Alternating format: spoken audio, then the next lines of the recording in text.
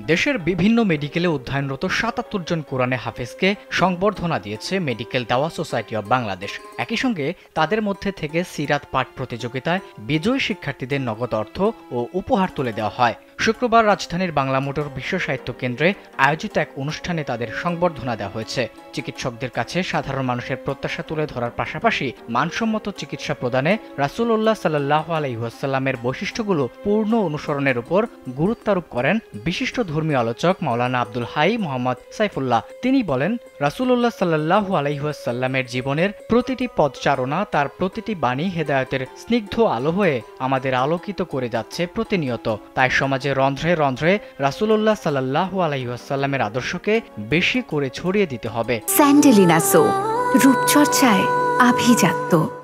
অনুষ্ঠানে উপস্থিত চিকিৎসকরা বলেন, কোরআন ও চিকিৎসা বিজ্ঞান অঙ্গাঙ্গিভাবে জড়িত।